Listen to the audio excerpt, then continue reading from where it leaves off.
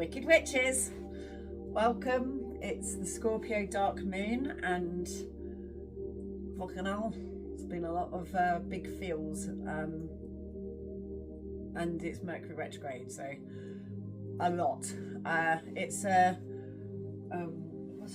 what's it called? A watery trine? A grand water trine. So we've got Neptune, Saturn and Jupiter trining with this Scorpio water sign moon, dark moon, in the middle of a Mercury retrograde. So it's actually very sweet and supportive, but about really going there with the deep work. And what we were just doing was observing like really what has been coming up. Like Neptune wants to allow flow, so it's letting things flow. The flow for me has been just like, well, flow was actually literally through bleeding. Like I got back from the pilgrimage and I've had 2 weeks of just so intense PMT. Like I think I'm starting to go through the perimenopause, and to just be like feeling so fucking about so many things, and finding everything really difficult, and then suddenly just popping and bleeding yesterday.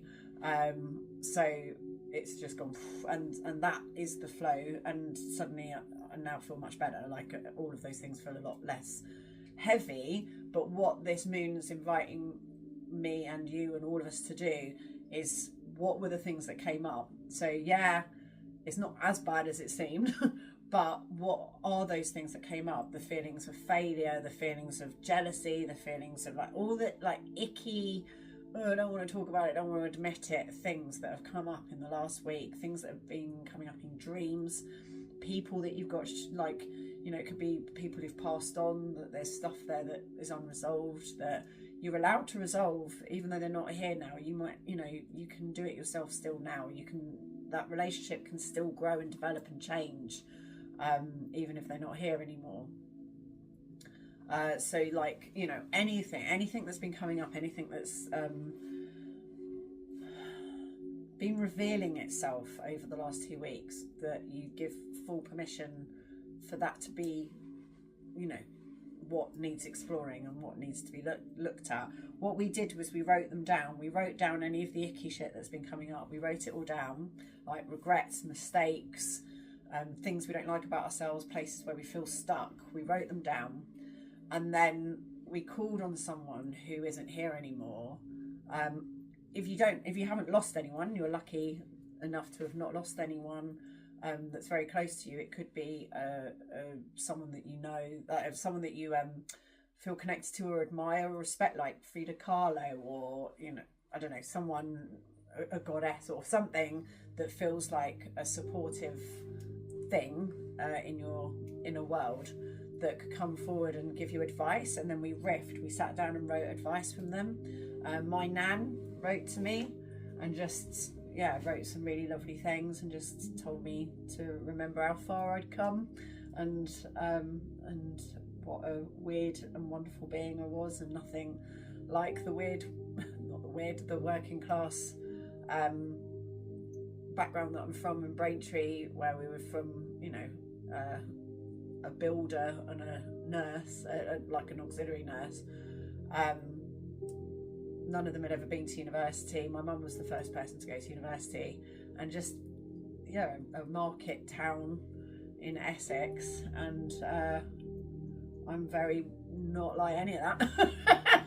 And my nan was always really into weird fruits, and like my granddad just ate the same thing every day. He only ever just wanted to eat steak cooked till it was like leather, and he had like 3 teeth that he'd try and chew it with. My nan would just get so excited that I was up for trying different things, and we'd go to the market and we'd go to the supermarket and be like, oh my god, there's a dragon fruit, and oh my god, look at this thing, and we'd try it and we'd eat it and we'd be like, oh, this is, and she was just so, she loved the fact that I was up for things and I was up for doing different things.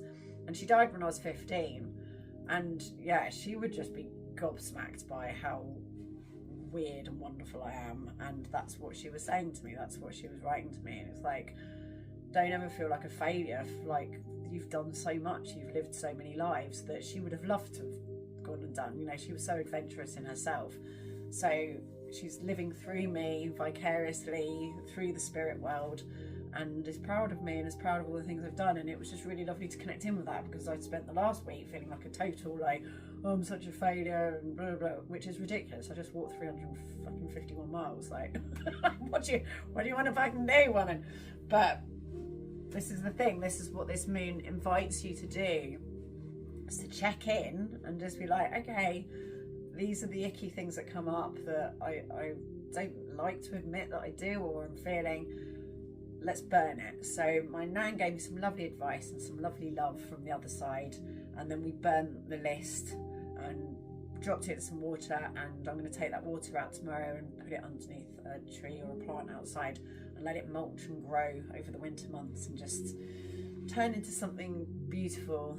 And this is a clearing the deck, a shedding, so that new things can grow. And Sagittarius, the next moon, the full moon, is all about shooting for the stars and like adventure and just going for it. And so we clear the deck now, we shed what's ill, and Scorpio really invites you to go there. Like it kind of forces you, really. You don't really get a chance to not. It's the truth card, but like, yeah, I've got a really cool one of my archetype cards that I've got is this woman with a sword, just like, whoa, it's truth. And that for me is so Scorpio. It's like, no fucking taking no prisoners. You will be connecting to the truth. So what has been coming through, and be truthful about it, admit it, write it down, burn it, shed it, and then we can crack on with doing some amazing things with our next year. Next year's a 10-year in numerology, and that is like, that's when the gold happens. That's the gold bit in the alchemy. Like, we've done the purification, this is the like bit, and then next year is the gold, and then it's 11 where it just fucking vibrates into like next level, and then we start again at number 1. So we're turning shit into gold next year. So take the shit, let's find the shit, get rid of the shit, blah, blah, blah, and then we're going to be becoming gold next year. So I'm gonna do a reading, see what the universe wants to say to us.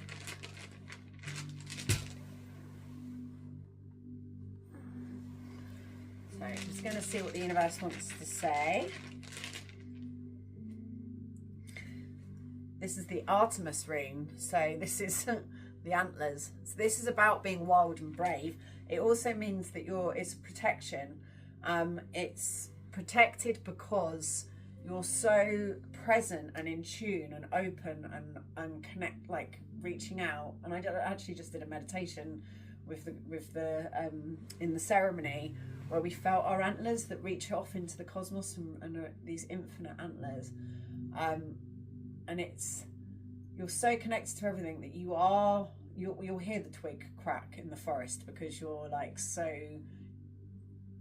present, and to feel that connection and to feel that like infiniteness that you are, and for that to be therefore the possibility of just being so free and wild and warrior, and just like all of the power of Artemis. You are a fucking deer in the forest who is free, foot light, can just poof, disappear in a second, and you're in tune with everything. Physically be strong, and this is strong oak superhero. Just like, it's not just that you're physically strong, it's that nothing's wrong. you're in your power. You are rooted, and just all the power and strength of an oak. Like, you're not trying to prove anything. There's no pushing. You're just solid. You're solidly, comfortably there. Then we have potential, and this is in our communication. Mercury's retrograde at the moment. And when Mercury's retrograde, we're in Kairos time rather than Chronos time. So Chronos is ordered, tomorrow we have to be here. This is the time we have to be there. Kairos time is perfect timing. It's time to do inner world work. It's time to be in this space that we're being forced to be in, because it's Mercury retrograde and it's Scorpio dark moon. And so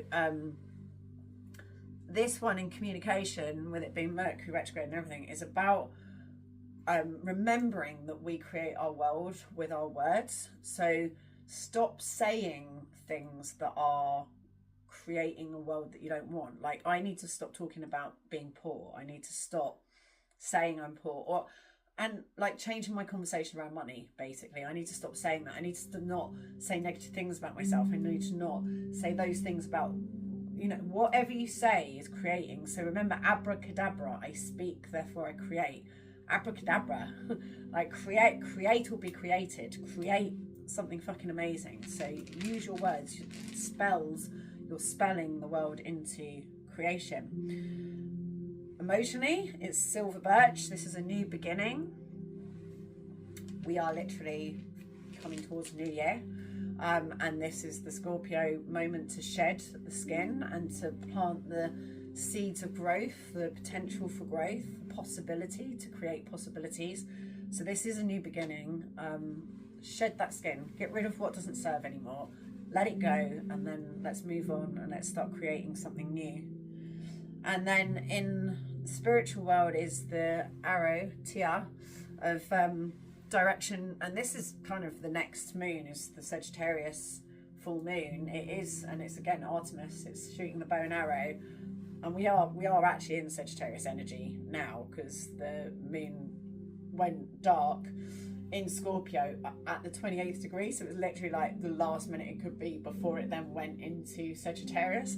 So it was on the cusp. It's this Scorpio Sagittarius cusp, and it's loads of my favorite people in the world are born on this cusp, and so they've got that Scorpio edge but also that Sagittarius optimism, and it's such a brilliant moment, this cusp moment, because you've got all of that depth and all of that courage to shed and go there, and like the truthfulness of that, like that real kind of integrity of depth of doing that work. And then you've got the Sagittarius, like, fucking yeah man, we're gonna shoot for the stars, we're gonna be free, do what I want to do, gonna have a good time, gonna get loaded.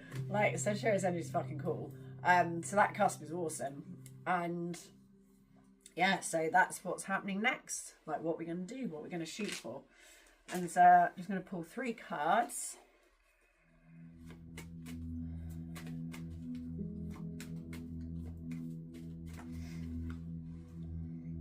Prince of Swords, cutting away the chip-chap, the shit, the stuff that doesn't serve.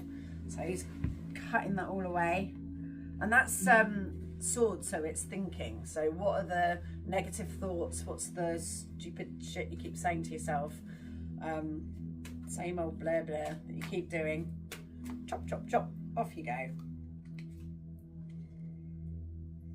And interference. So what is interfering in your reality, which is the Mercury retrograde? What's been coming through with that? What are you putting off doing and don't want to do? And then what is it that you're like, oh, what I really want to be doing is this? Take notice of that, because your soul is saying, I want to do this, this is what I want. And you're like, oh, I've got to do this because this is what Kronos outer world shit says I have to do, is that. Like, is there anything you can do to change things so that you're getting rid of that and doing that? Yeah, so look at what's coming through, look at what's being difficult, where the interference has been. For me, it's like technology's been telling me, everything's been telling me that I need to start my digital detox ASAP. Everything just stopped working. So yeah, I mean, it's a couple of weeks. I'm going to keep doing what I need to do for a couple of weeks, and then I am doing a digital detox, switching it all off. And then we have power, and this is the 4 of discs. It's just about having that like solid foundation so that we're ready for whatever we want to grow. You know, what do we want to build on top of that? But it's just having that solid foundation. So that's what I mean about the power, the strength rune. It's just that solidness and just being like solid, doof, this is what I'm creating. And then last two cards are Mistress of the Mysteries, 13. She's cool. I've not seen her before. So I'm just going to read you what that card says.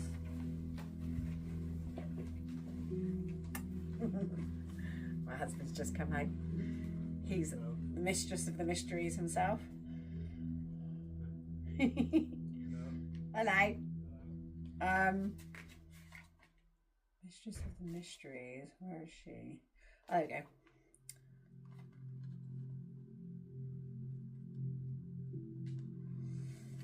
The Mistress of the Mysteries is you recognizing that you've been desensitized, disassociated, and distracted because of trauma and fear, societal, familiar, family, all of it. You know that it was an act of survival, and slowly, with love, you release yourself from the shackles of blame, shame, and guilt.